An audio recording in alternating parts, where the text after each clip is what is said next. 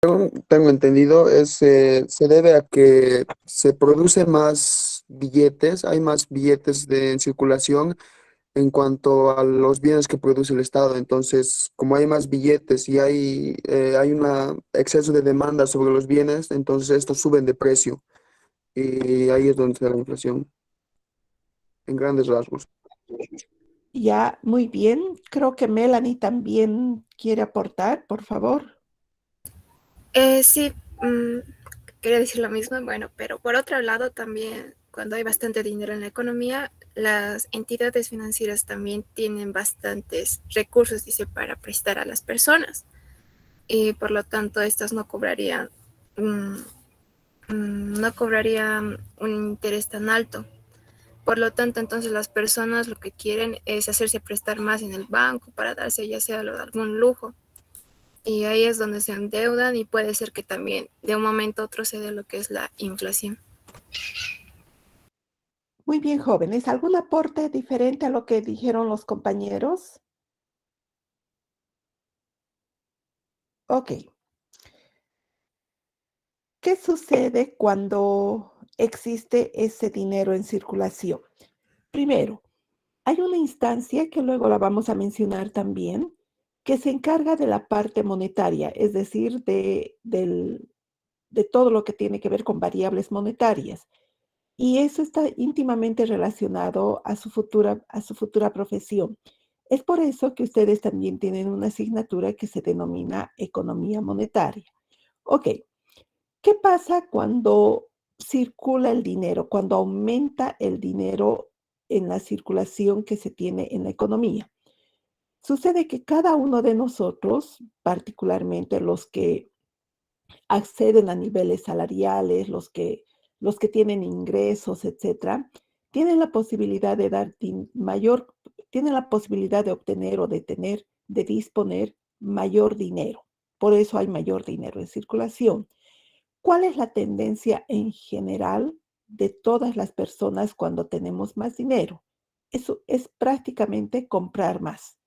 Eso nos sucede a todos nosotros, por ejemplo, a inicios de mes, cuando nos pagan nuestros salarios, tenemos más dinero en nuestro poder y tendemos a consumir más. A medida que pasan los días, nuestro dinero se agota, por supuesto, y ¿qué es lo que sucede? Tendemos a dejar de consumir. Eso pasa en todo momento. Ustedes, incluso que voy a asumir que no trabajan aún, pero si tienen una mesada, por ejemplo, cuando tienen ese recurso, el poder de compra que tienen es mayor y va disminuyendo a medida de que ustedes van gastando ese dinero. Entonces, ese dinero que hay en exceso va a los distintos mercados, como decía uno de los compañeros, a demandar más, a consumir más ropa, más comida, más diversión, más eh, artefactos electrónicos, más útiles, más de todos los distintos mercados en la economía. Cada uno acudirá al mercado que prefiera, por supuesto. Entonces, cuando se va a todos esos distintos mercados, ante una oferta que no estaba preparada para enfrentar ese aumento de demanda, lo que se origina es lo que se denomina una presión sobre los precios y esa presión sobre los precios en última instancia origina la inflación. ¿Quiénes se van a llevar ese, esa, esos bienes que se están demandando más que normalmente? Aquellas personas que paguen más. Entonces, eso es lo que provoca, lo que origina el exceso de dinero en circulación. Es lo que justifica, entre comillas, o a causa de eso, se han originado grandes niveles de inflación en distintos países del mundo. Uno de esos países es el nuestro, Bolivia. Vamos a ver más adelante que entre el 82 y el 85 se ha generado en 1982-85, cuando ustedes, por supuesto, no existían, se ha originado uno de los mayores procesos inflacionarios en nuestro país. Una de las causas principales es justamente este exceso de dinero en circulación.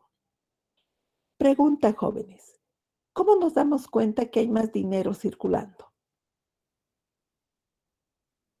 O una de las señales, entre comillas, que nos podría indicar o nos podría dirigir, nos podría hacer pensar que hay más dinero en circulación. Un aumento de sueldo, tal vez, licenciada. Ya, muy bien. Aumen- Automáticamente, Aumento del poder adquisitivo. no. Lo que dijo el primer compañero, sí.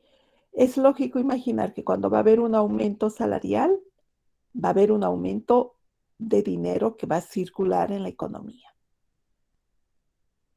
Licenciada, hasta donde tengo entendido, no sé si estoy en lo correcto, hay tres factores que promueven este exceso de circulación y son los bancos que dan préstamos más fáciles, un aumento de sueldo y la parte del gobierno en algunos niveles administrativos. Ya está muy bien, pero como cualquier persona que, bueno, tiene que conocer un poco del área, ¿no? Eso, hay una señal, una de las varias señales, ¿no? Melanie, creo que levantaste la mano, no estoy segura. No, licenciado, pero no sé si está bien esta parte. También puede ser cuando hay abundancia de dinero, pero puede ser que no tenga ya el mismo valor que antes. Está muy bien, pero ya me están dando ya el resultado, ¿no? Entonces, ¿cómo nos damos cuenta, jóvenes, de que hay más dinero en circulación? Una de las señales es cuando se imprime más dinero. Y cuando se imprime más dinero, porque se tiene que circular, ¿no es cierto? A no ser que se utilice el dinero que está guardado de reserva. Pero cuando se imprime más dinero, nosotros nos damos cuenta cuando vemos los billetes nuevitos, planchaditos, que nos da hasta pena gastarlos, ¿no es cierto? Un 100 bolivianos totalmente nuevo, no, ni siquiera se ha doblado. Entonces, cuando nosotros vemos esos billetes nuevitos, es que ha habido impresión de dinero. Y esa impresión de dinero, que significa más dinero, se está colocando para que empiece a circular. Cuando es fin de año, jóvenes, lo que me han indicado es totalmente correcto, ¿no? Aumento en el nivel de salarios va a implicar en última instancia más dinero en nuestro poder, en todos que tienen salarios, y obviamente vamos a acudir a distintos mercados, vamos a hacer presión sobre los precios, y si no hay un incremento en la producción, peligro, inflación. Pero fin de año no hay incremento salarial. Hay un hecho bastante conocido que nosotros conocemos o denominamos el aguinaldo. El aguinaldo es un sueldo íntegro que todos los que trabajan obtienen y es en ese momento que la posibilidad de que aumente los niveles de precio es mayor comparando con otros años. Ahora, no es regla fija, no es ley que sí o sí tiene que pasar, pero en fin de año ustedes van a poder advertir que el dinero que se está manejando es nuevo. Nuevo me refiero a que recién ha sido impreso, ¿no? Que está así planchadito. Claro que con el manejo, el billete, la moneda incluso se va gastando. Se va la moneda así de brillosa que la tenemos cuando recién se la sella, se va gastando con el tiempo. Entonces, una de los indicios, nosotros cuando vemos bastante movimiento de moneda papel o moneda, la moneda que comúnmente conocemos, es cuando esta es nueva. Y cuando es nueva podemos decir que ha habido impresión nueva. Y eso significa que se está inyectando a la economía más dinero para que circule. Y si la economía no está en la posibilidad, la parte productiva no está en la posibilidad de aumentar su nivel de producción, ahí la economía se encuentra en peligro. Ahora bien, la impresión de dinero, los billetes nuevitos, no de por sí es igual a inflación. Es un indicio, es una posibilidad, es una muestra de lo que podría haber inflación. ¿Cuándo también se imprime dinero? Cuando se reemplaza los billetes antiguos. ¿Alguna vez tal vez han escuchado ustedes, jóvenes, los billetes que tengan el mismo número de serie, pueden, no importa que esté pegado, roto en alguna parte, pero sí el número de serie, pueden ser reemplazados en cualquier entidad financiera? Y así se hace, ¿no? Cuando está muy viejito, etcétera. Entonces, ¿qué es lo que está pasando ahí? Se está retirando el dinero que no está ya en buen estado de la economía, del sistema económico, y se está reemplazando por uno nuevo.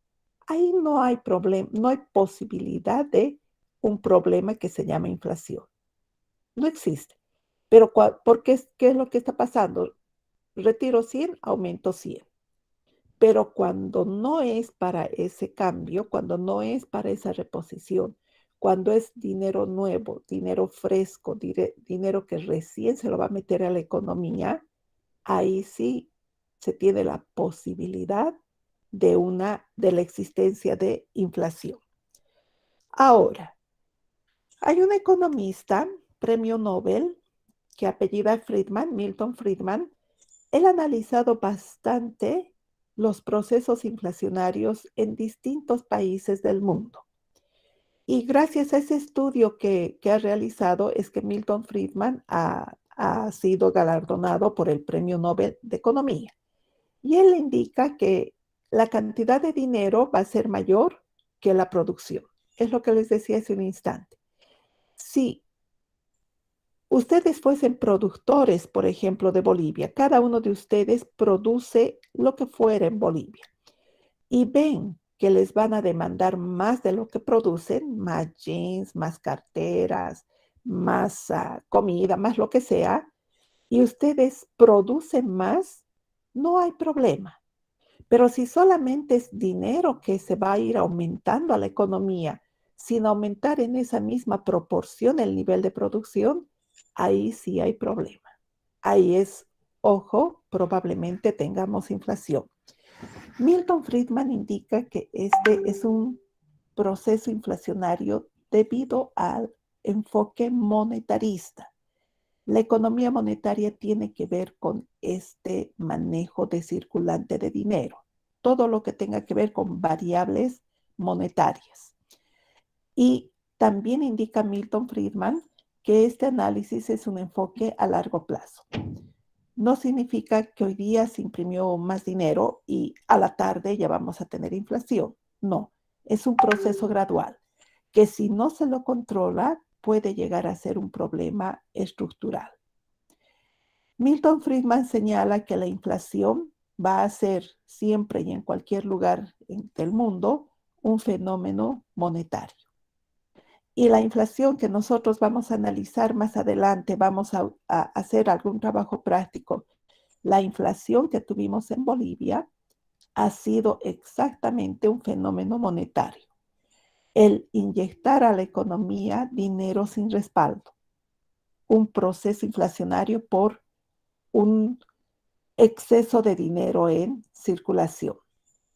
Entonces, lo que se hace en la economía es manejar esta variable que tenga que ver con la inyección de dinero en la economía de manera bastante racional. Es necesario el inyectar dinero en la economía, pero es necesario también hacer esa actividad de manera racional, de manera controlada, con respaldo, etc. Pregunta, jóvenes. Nos vamos a adelantar un poquito. Pregunta. ¿Qué instancia maneja el tema monetario? ¿Qué institución? Banco Central de Bolivia, licenciado. Perfecto. El Banco Central. En nuestro caso, en Bolivia, el Banco Central de Bolivia.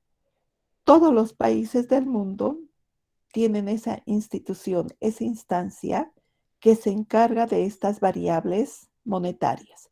Dentro de esas variables monetarias está la oferta de dinero.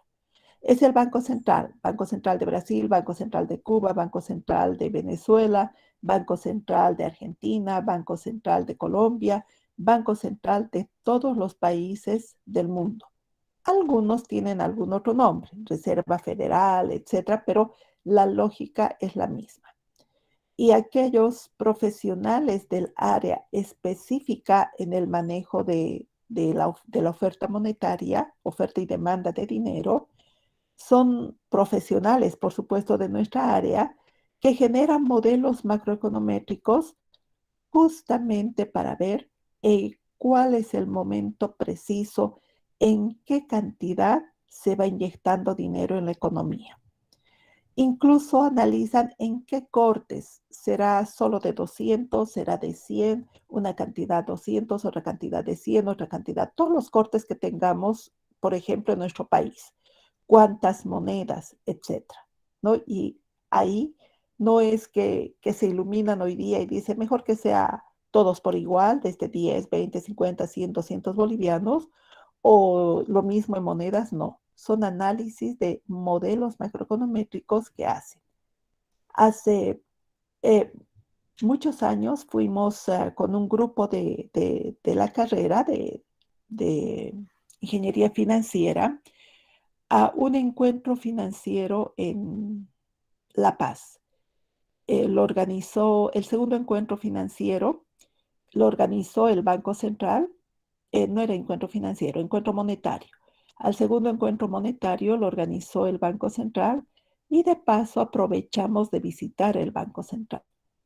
Realmente es espectacular, no solamente el edificio, que de por sí es muy bonito, pero es espectacular el trabajo que se hacen de profesionales del área de ciencia económica. Por supuesto, también hay ingenieros financieros, ¿no? Entonces, espero que tengan oportunidad más adelante. Ahora no, porque ahora, por razones de la pandemia, es obvio que no es factible, pero espero que más adelante ustedes tengan la posibilidad de visitar y conocer más a profundidad el Banco Central. Ok, jóvenes. Aquí hay una pregunta que ya fue respondida por alguno de los compañeros, de que qué pasa en la economía cuando los salarios aumentan. Es un indicio de de una posible generación de la subida de precios. Por tanto, inflación.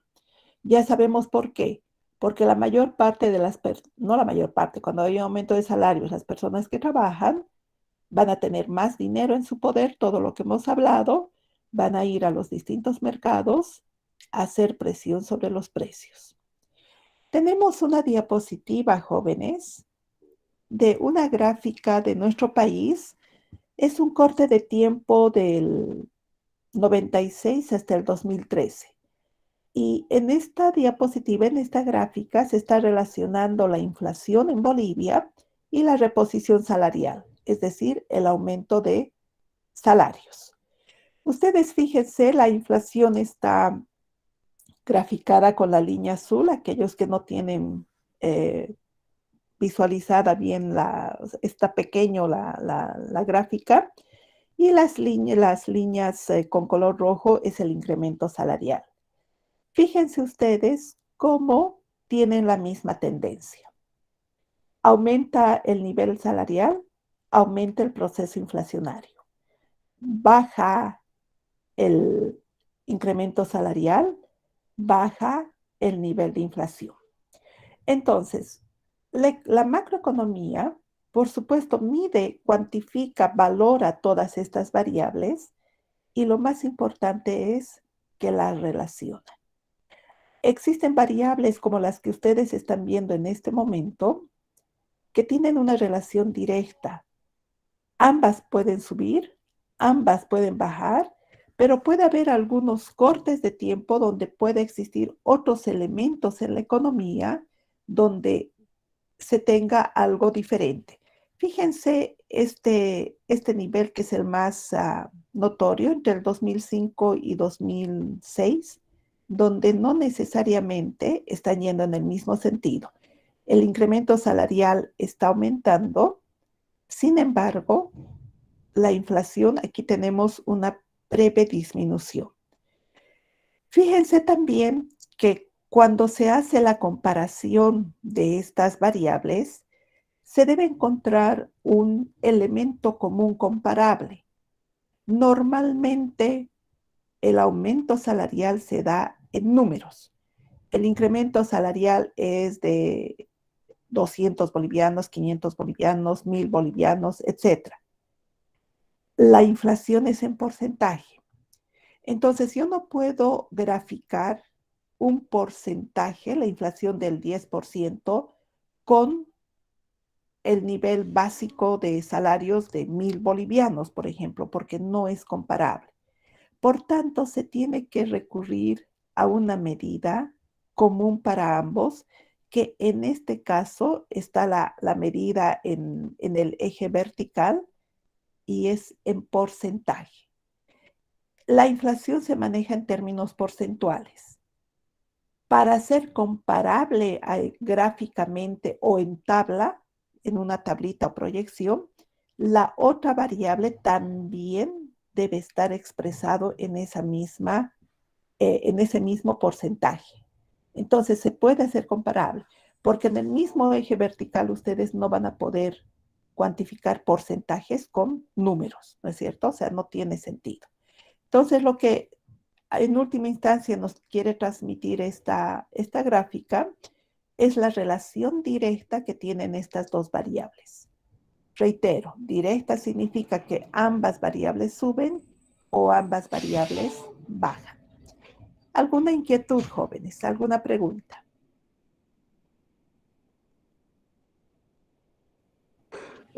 Licenciada, en el tema, cuando nos dieron el doble aguinaldo, cuando el gobierno dio el doble aguinaldo, creo que se fijaban en que, o decían, ¿no?, que el PIB había aumentado del 4%, creo que arriba del 4%, algo por ahí, y que por ese motivo estaban dando el doble aguinaldo. Tal vez ese doble aguinaldo era como una inyección para equilibrar tal vez el tema de que no haya sobreproducción.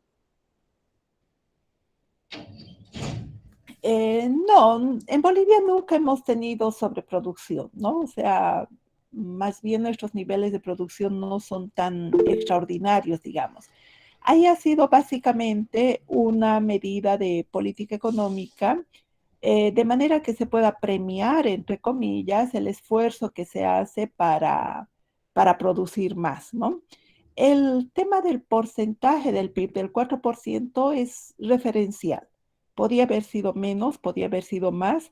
Se ha analizado básicamente a lo largo de distintas épocas históricas cómo más o menos ha sido el comportamiento del PIB, cómo ha sido más o menos el crecimiento del PIB, tanto de Bolivia como de la región.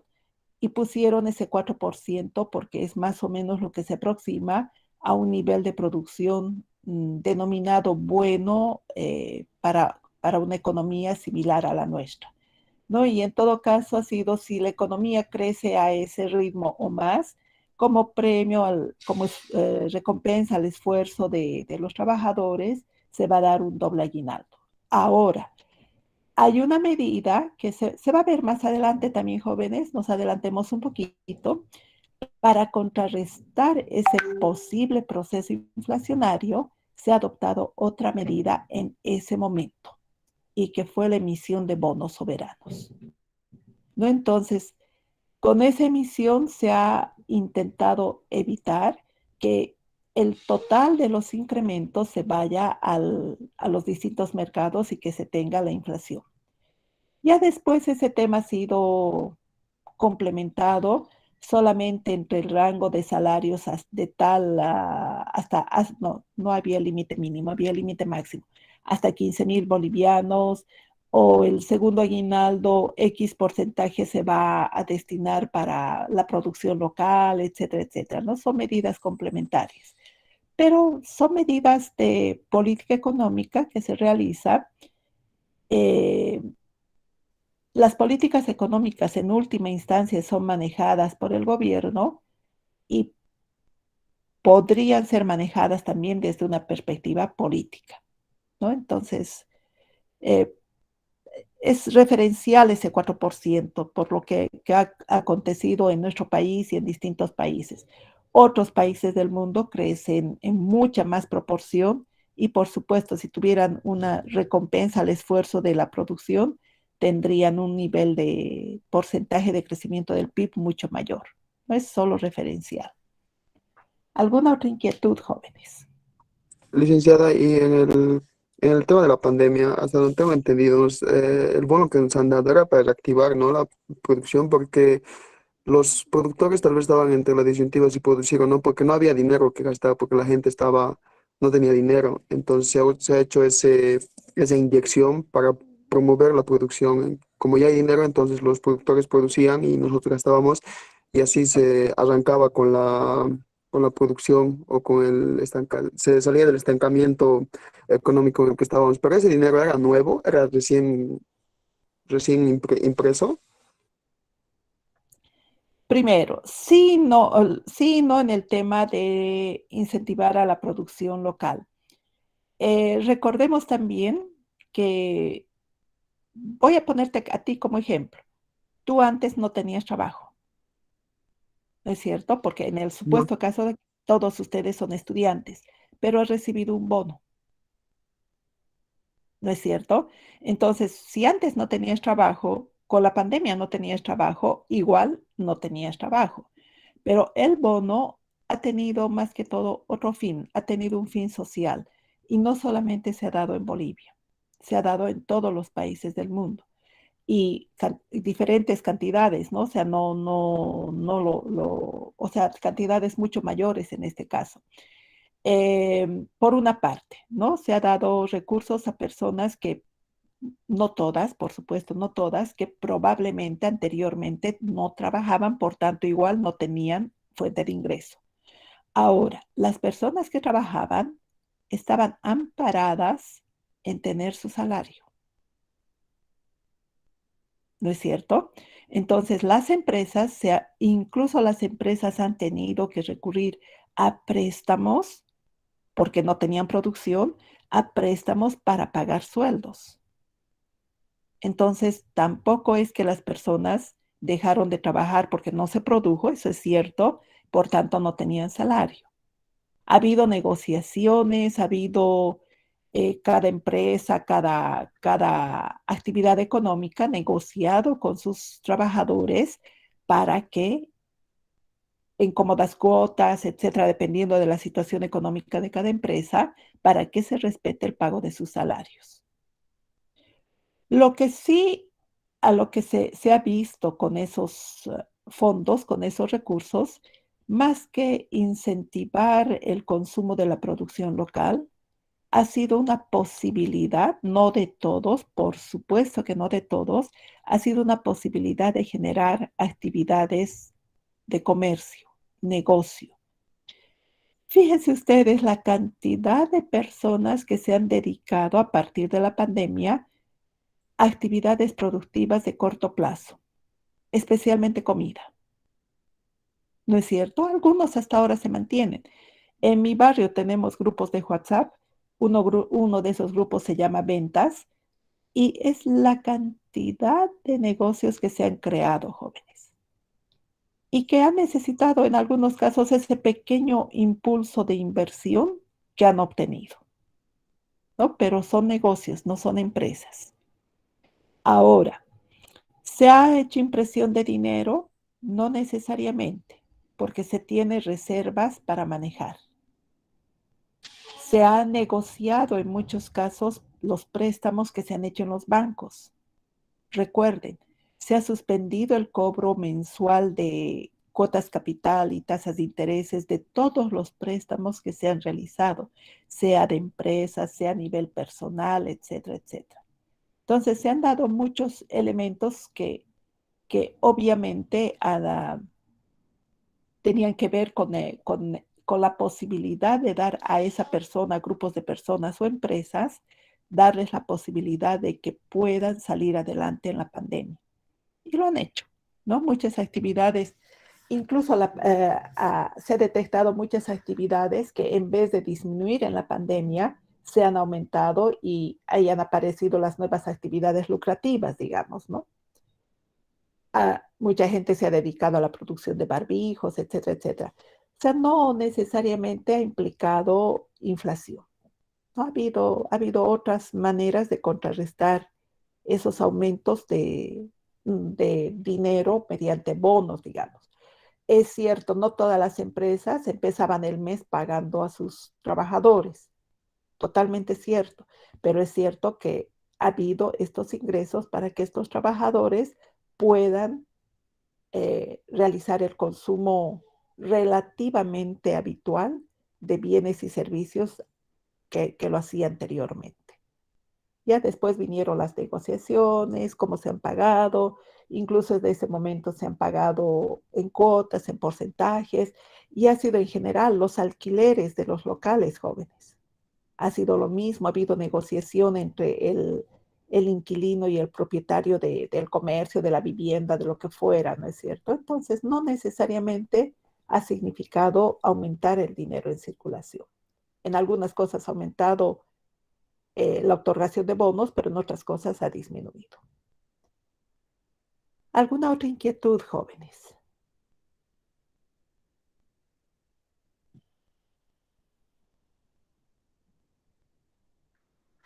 Ok. Nuestra siguiente variable, analizar, el desempleo. El desempleo viene también expresado en tasa, la tasa de desempleo, que es la cantidad de trabajadores expresado en términos porcentuales, la cantidad de trabajadores que no tienen trabajo, que no tienen una actividad económica. Para empezar, de todo el conjunto de la población de un país, digamos de Bolivia, no podemos ir directamente a dividir a aquellas personas que trabajan empleadas, lo contrario, las que no trabajan desempleadas. No, no se puede. Hay que el grupo total de habitantes de Bolivia, es decir, los bolivianos, debemos seleccionar a un determinado grupo que lo vamos a conocer como la población económicamente activa, la PEA. Esa PEA constituye desde ya la potencialidad que tenemos como fuerza de trabajo. En otras palabras, para pertenecer a la PEA necesitamos cumplir algunos requisitos. Uno de esos requisitos es la edad. Por ejemplo, a un niño de 1 año no puedo considerarle como fuerza de trabajo.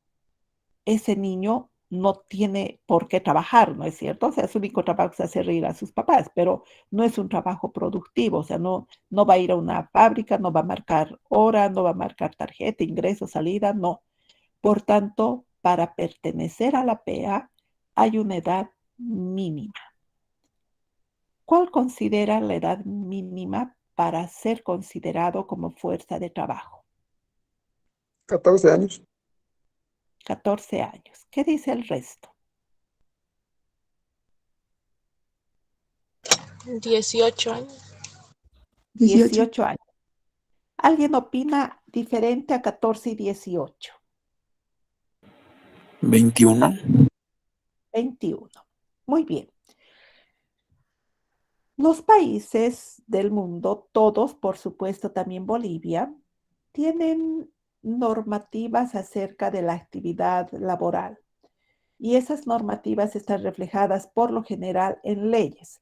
Nosotros tenemos la Ley General del Trabajo. En esa Ley General del Trabajo, en las leyes, en las normativas, en los decretos que cada país cuenta, se tiene la edad mínima para ser considerado potencial candidato. Ojo, es uno de los requisitos, no es el único. Potencial candidato para ser parte de la PEA. A lo largo de la historia, a lo largo del tiempo, esa edad formalmente aceptada y respaldada en una ley ha ido variando, ¿no? Algunos de ustedes dicen 18, que en algunos casos ya se considera como una persona que puede decidir, ¿no? Ustedes ya a los 18 años votan, por tanto ya pueden tomar decisiones. Algunos dicen 21 porque 21 es el momento en que me convierto en mayor de edad, lo que es, comúnmente se llama, pero según nuestra normativa es 14 años, ¿no? Porque ya a esa edad considera la normativa que una persona ya puede, ya puede tener la posibilidad de tomar decisión acerca de su posibilidad de trabajar. En otros países es menos aún.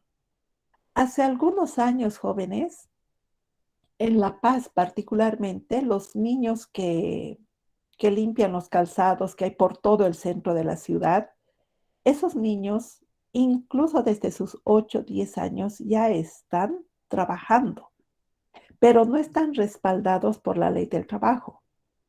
No está contemplada la edad de 8 años en la ley laboral. Este grupo de jovencitos hizo manifestaciones, hizo marchas para que en la ley de nuestro país esa edad límite laboral disminuya hasta 8 años. Por supuesto, no lo lograron. 8 años es un niño, ¿no es cierto? Incluso les gasificaron y todo eso. Pero los muchachos siguen trabajando. Obviamente ya no el que tenía 8 años sigue ahora con 8 años y ha crecido, pero hay otros niños de esa edad que se han incorporado. Pregunta, ¿por qué creen, por qué considerarían ustedes que estos jovencitos insistían en ingresar la edad en el tema de nuestra ley laboral? ¿Por qué?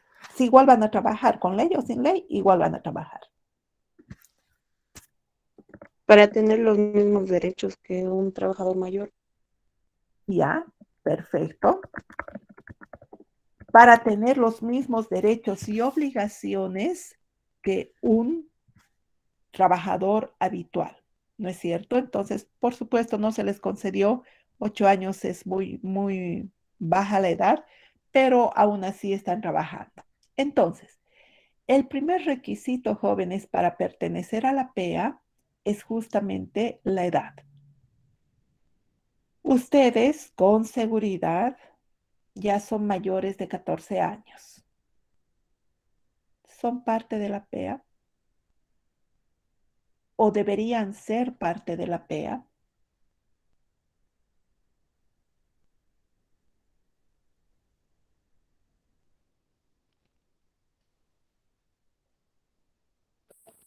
Según la ley somos parte de la PEA, Licenciada, dice porque somos porque estudiantes. cumplimos de los requisitos.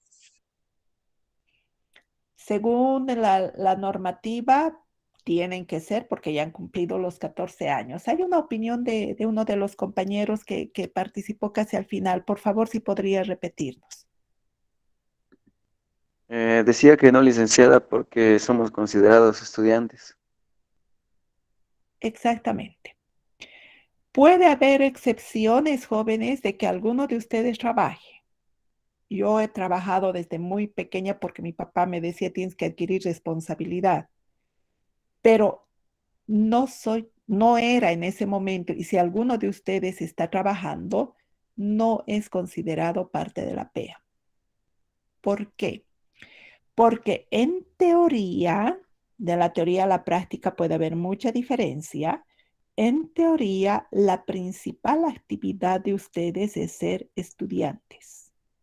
En teoría, ustedes deberían destinar la mayor parte de su tiempo para estudiar, porque son estudiantes. Y en teoría, mejor si no trabajan. Puede ser que trabajen, pero aún así no son trabajadores, no son parte de la PEA, son estudiantes.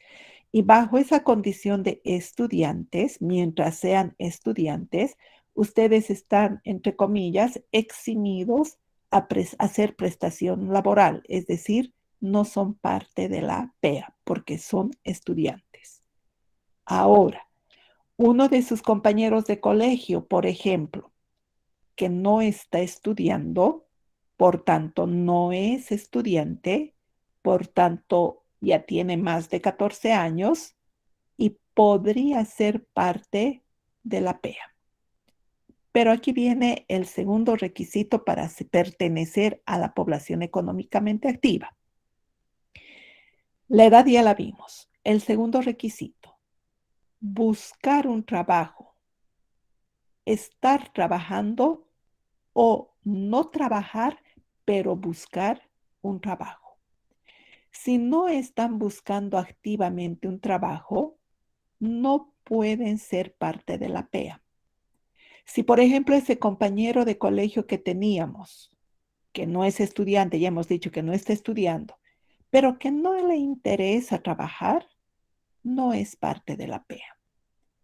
Para ser parte de la PEA, o trabajamos de entrada, somos la PEA, o estamos buscando activamente un trabajo.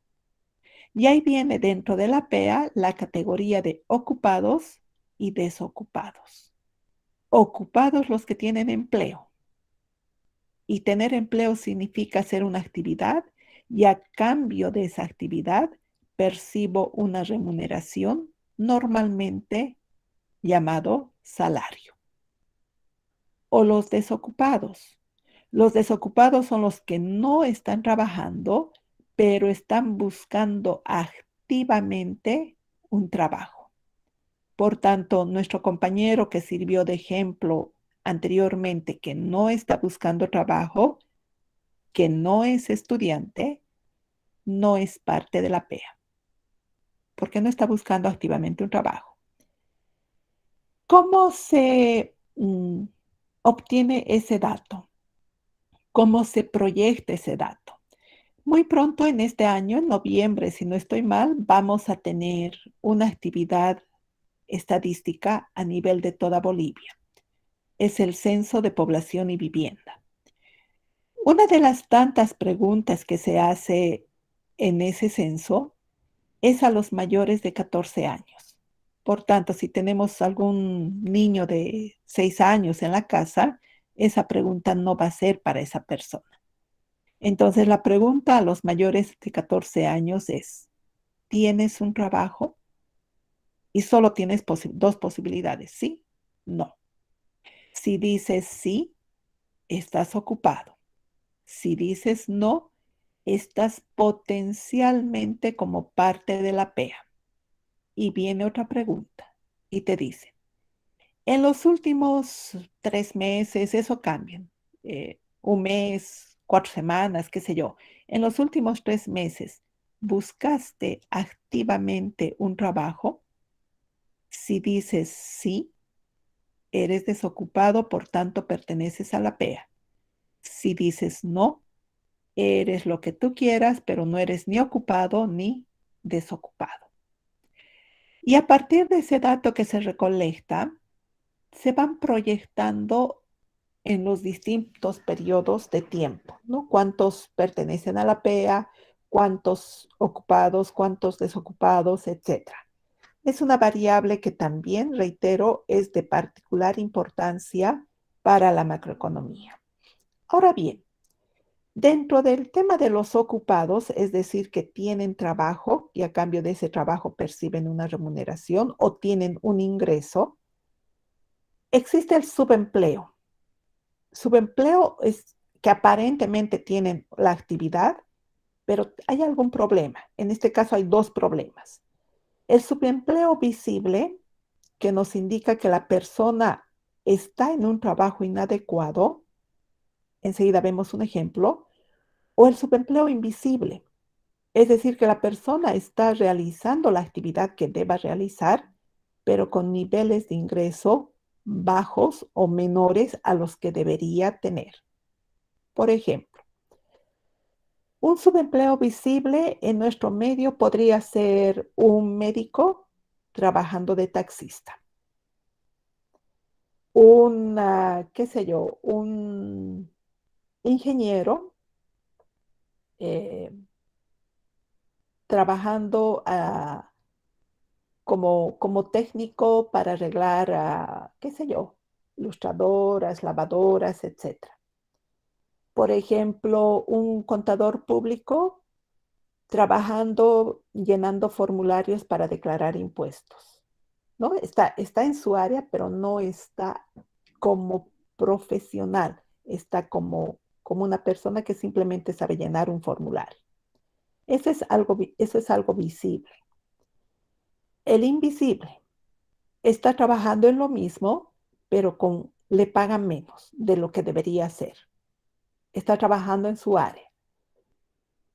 Por ejemplo, un ingeniero financiero trabajando en una consultora financiera, en un cargo de analista financiero, pero le están pagando como con un salario mínimo, digamos, de un portero.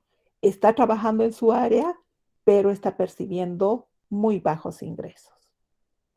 Entonces, esos también son problemas que pese a que las personas tienen un trabajo, no están siendo reconocidos en el primer caso por su formación o en el segundo caso están en su formación, pero los niveles de ingresos son bajos.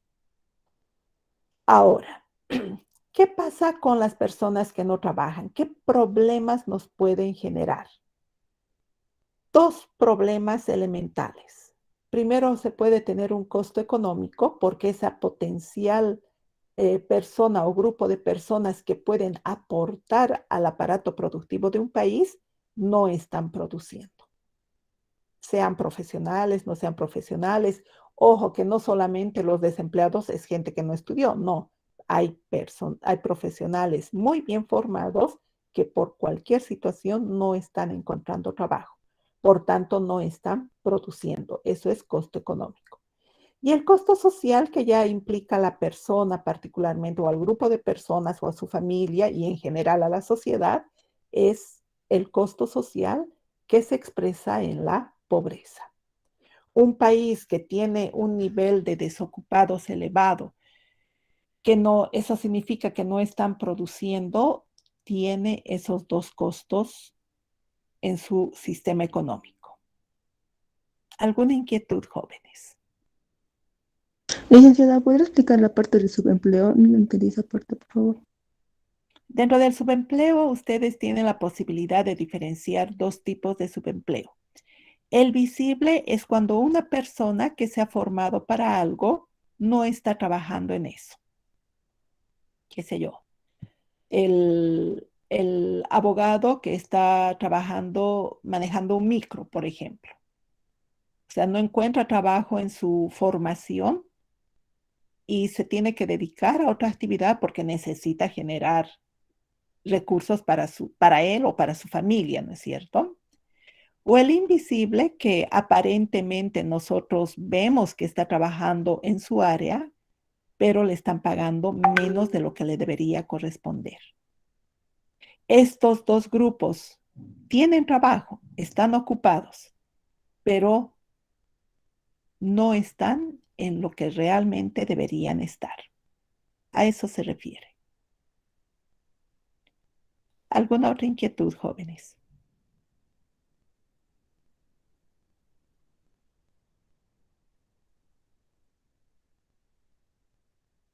Ok, chicos. Vamos a quedar ahí en esta lámina de desempleo. Ya son dos variables que hemos analizado, la inflación, ahora el desempleo. Y vayan viendo en internet cómo está el nivel de inflación en Bolivia, el nivel de desempleo, etcétera. El martes les voy a dar un trabajo práctico, ¿ya? Pero si gustan pueden estar revisando material. Si no tienen alguna inquietud, jóvenes, nos Licenciada, vemos Dime, por favor, por favor. ¿Será que puede mostrar las primeras vías positivas? ¿de la clase o No tome apuntes. de la clase de hoy día? De la anterior clase. No, de la anterior clase, por favor. Lician, buenos días. ¿Lo va a subir las diapositivas a su plataforma? Sí, lo voy a subir las diapositivas. Cuando acabo el tema lo suelo subir.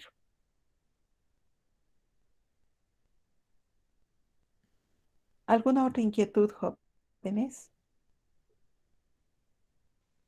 Dice yo, porque en Classroom no puedo ingresar al Classroom. Por supuesto que no vas a ingresar porque ya no existe el código. El código ha estado vigente, les puse hasta cierto día y tenían que ingresar ese día. Ahora lo que están haciendo es enviar un correo electrónico desde su cuenta institucional y yo les estoy enviando un código. Si me envían correos electrónicos desde su cuenta personal, no estoy enviando código. Si ingresan a Classroom desde su cuenta personal, los estoy retirando. La cuenta institucional es la que les ha dado la universidad. Yo no les he dado, por si acaso, no es otra cuenta, les ha dado la universidad. ¿Alguna otra inquietud, joven? Buen día, licenciada. Buen día. Una consulta, ¿tenemos grupo de WhatsApp de la materia o no tenemos? No tenemos. Sus compañeros han creado un grupo que están manejando sus compañeros, pero yo nada que ver en ese grupo, ¿no? Cualquier noticia de trabajos prácticos, de lo que fuera, que les digan se ha postergado, eso podría ser cierto, no lo sé. No sé si se daría esa posibilidad, pero no es nada oficial de su docente. Ya, está bien. No sé si alguno de mis compañeros me podría pasar el link, por favor, del WhatsApp, si no es mucho Si hay molestia. alguien, jóvenes, si hay alguien en el grupo ahora que pueda poner el link para que los que no han ingresado a su propio grupo de WhatsApp, si puede hacernos el favor de pasar el link al chat de este grupo. Reitero, ese grupo de WhatsApp no lo manejo yo, las noticias no son las que yo los digo. Puede que sí, ¿no? Pero puede que no. ¿Alguna otra inquietud, jóvenes?